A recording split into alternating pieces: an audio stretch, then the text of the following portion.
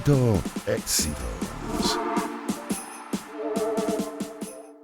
Bueno, 7:33 amigos del Circuito de Éxitos. Ya tenemos en línea telefónica a Nancy Hernández, ella es miembro del Consejo Directivo de FENASOPadres, que es la Federación Nacional de Sociedades de Padres y Representantes. Bueno, ¿de qué vamos a hablar? De un tema recurrente en esta época del año, y es de las mensualidades de colegios privados. Los padres y representantes de los niños y niñas, pues están denunciando que para este periodo 23-24 los colegios van a sufrir un incremento del 75% o más en la mensualidad. Lo que, bueno, obviamente significa un incremento en el presupuesto familiar. De eso vamos a conversar con Nancy. Nancy, bienvenida, muy buenos días. Buenos días, Graciela, y gracias por el contacto y, por supuesto, saludos a tu equipo y a tu audiencia. Sí, señores, bueno, ¿dónde estamos parados con esto, Nancy? ¿Cuál es la situación? Ponnos en contexto, a ver. Sí, es importante primero hablar de cuál es el contexto país en este momento. Recordemos que apenas el 14% del plantel físico de educación básica, de su sistema de educación básica, esto es desde preescolar, desde maternal hasta el último año de educación media, solamente el 14% está en manos de administración privada. El 86% es responsabilidad del Estado en sus diferentes ámbitos, municipal, estatal y nacional. Ujú. Eso quiere decir que tenemos una importantísima población, la aplastante mayoría de la población estudiantil, que es responsabilidad del Estado venezolano, que en este momento no está respondiendo a las garantías constitucionales ni al derecho a la educación que garantiza una educación de calidad, que además con el objetivo del desarrollo de la personalidad, una educación basada en el respeto a todas las corrientes del pensamiento, con accesibilidad, es decir, que esté cercana a su domicilio, con adaptabilidad y además con calidad. Y la calidad pasa por la infraestructura, por los docentes, por la dotación, por los beneficios y los atributos asociados al derecho a la educación, como el programa de alimentación escolar, el seguro escolar, el transporte escolar, la dotación de libros y uniformes a esa población. Eso no está pasando en el 86% del país. Y Mm. ante esa situación terrible, la opción de inscribir a nuestros hijos en un plantel de administración privada ya no es una opción, es la alternativa que buscan los padres para una educación de calidad y para cumplir con ese mandato que es para nosotros religión, que es que nuestros hijos reciban una educación mejor de la que nosotros recibimos. Mm. Y Así, eso, así es. Ujú, y ujú. eso solamente está pasando apenas en el 14%, yo diría un poco menos, porque por el hecho de ser privados no significa que se esté dando las mismas condiciones óptimas de educación, porque también el sector privado está padeciendo de la migración de docentes, porque los sueldos de verdad no se compadecen en una economía tan deprimida como la de Venezuela, con las necesidades y con la altísima responsabilidad que tienen los docentes. Así es. Ahora, Nancy, además, bueno, es un hecho que muchas personas que tenían a sus hijos, padres que tenían a sus hijos en instituciones privadas, han tenido que emigrar a la institución pública por razones obvias, del bolsillo, del costo, etcétera. Y por eso llegamos a ese 86%. Entonces, imagínate de lo que estamos hablando, ¿no? Bueno, fíjate que no es exactamente por esa causa. Nosotros teníamos en el Ujú, pasado, hasta hace aproximadamente 15, 20 años, ujú. la proporción histórica era 20% de educación privada, 80% de Ok. educación en planteles oficiales. Ujú. Pero primero el cierre de instituciones privadas, que es un factor que nosotros no podemos desconocer. El deterioro, como tú muy bien dices, del poder adquisitivo de los padres que han hecho emigrar, pero en estos momentos incluso los padres se están planteando seriamente, bueno, ¿qué es lo que debo hacer? Porque llevar a mi hijo a una institución oficial, y cuando hablo de privadas, hablo de las privadas en las cuales pagamos totalmente el 100% o de las privadas subvencionadas, Ujú. instituciones como asociadas a la Asociación Venezolana. Se le cayó la llamada a Nancy. Nancy Hernández es miembro del Consejo Directivo de FENASO Padres, la Federación Nacional de Sociedades de Padres y Representantes. Hablamos precisamente de ese porcentaje de 86% de alumnos, estudiantes del país que están inmersos en la educación pública versus el 14% en la educación privada. Y bueno, conversábamos precisamente que históricamente hablando era 20% versus 80%, pero que esta circunstancia ha cambiado y estaba precisamente enumerándonos las razones. Nancy, en este momento ya la tenemos en línea nuevamente, Nancy Hernández. Nancy, me enumerabas precisamente las razones por las cuales ese incremento, o sea, eso habíamos pasado del 20% privado 80% a 14 versus 86%. Y me enumerabas precisamente cuáles eran las más o menos las razones de esta circunstancia.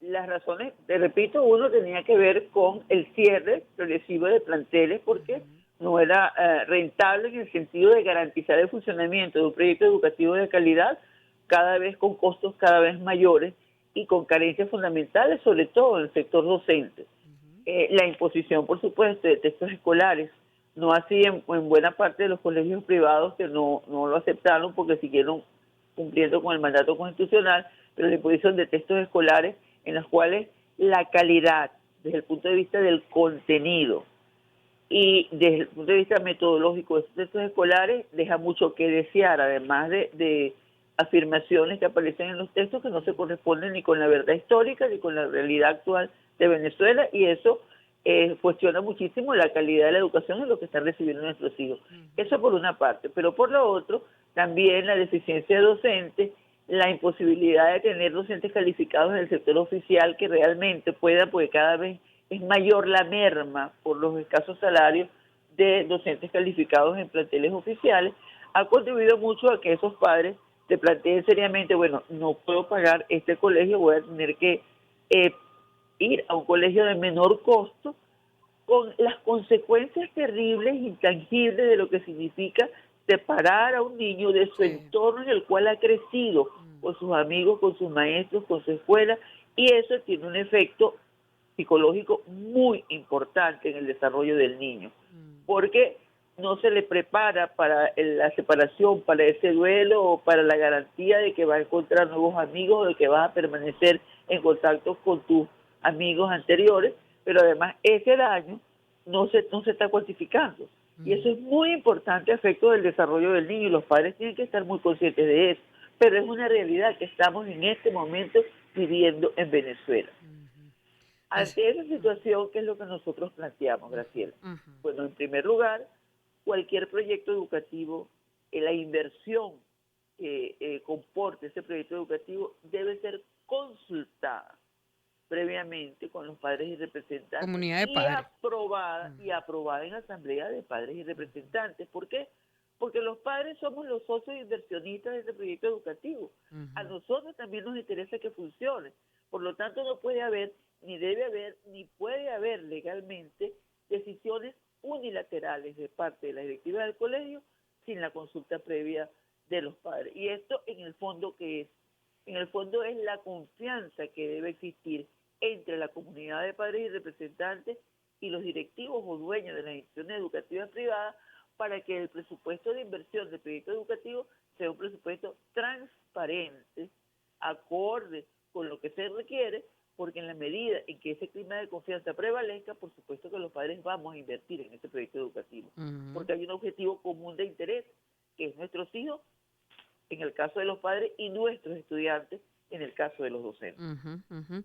Ahora, justamente esas decisiones de las que tú dices, Nancy, es verdad, tiene que haber una asamblea de padres donde se apruebe la inversión, se consulte, pero habrá siempre quien no pueda, porque vamos a estar claros, 75% es un aumento importante y estamos claros también, ojo, que para tú tener unos docentes bien pagados y una institución pues al día, pues también tienes que hacer un aumento.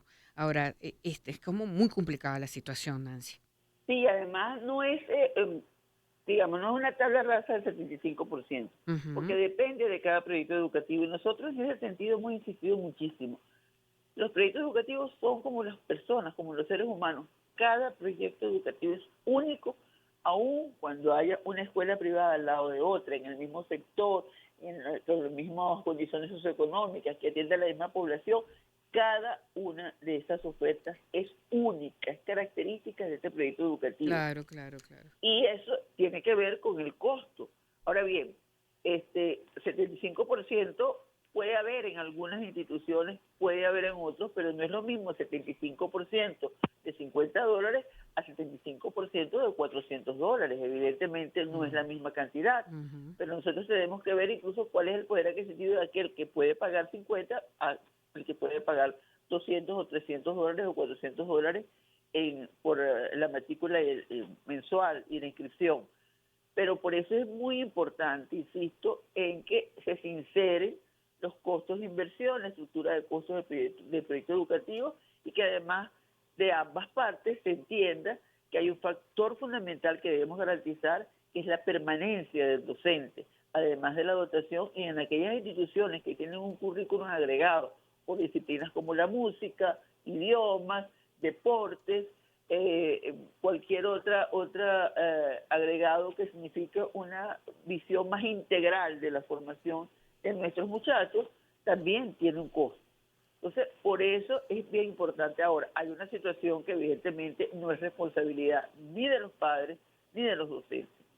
Estamos en este momento, como te dije al inicio, optando por planteles privados porque no hay opciones distintas, porque es la única alternativa. Claro. Es responsabilidad del Estado tener que garantizar lo que es el mandato constitucional, lo que es su obligación, y un mandato es una obligación.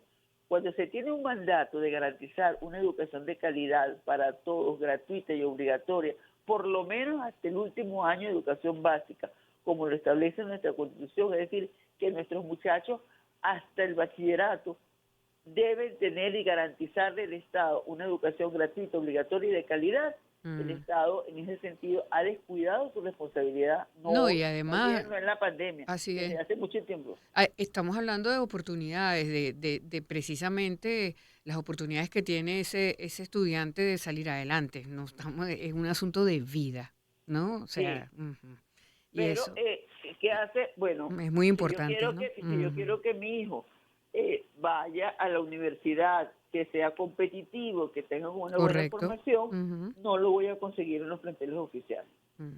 Lamentablemente. Entonces yo quiero que mi hijo no se encuentre con la tremenda frustración de muchísimos bachilleres venezolanos que tienen su título, tienen su papelito, y cuando entran en el primer semestre de cualquier instituto universitario de educación superior, sea tecnológico o sea una universidad de carrera larga, se encuentran con que no pueden estar en condiciones sí, no de está igualdad, preparado.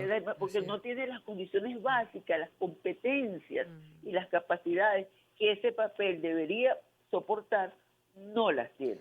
Mira, Nancy, y eso es sumamente grave. Claro, una última cosita. Estamos hablando de que ya va a comenzar el inicio del año escolar, y en qué estatus está esto bueno, precisamente de las mensualidades para finalizar.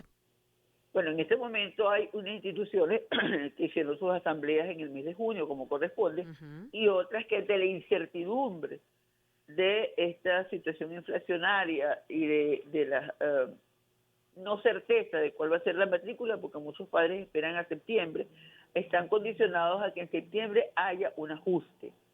O acordaron en la asamblea de junio, bueno, vamos a aprobar un presupuesto con ajuste en el primer lapso, que es lo que va ocurriendo de septiembre a diciembre, y luego en enero revisamos. Eso ha pasado durante los últimos 8 años en los planteles de educación privada, porque es tan...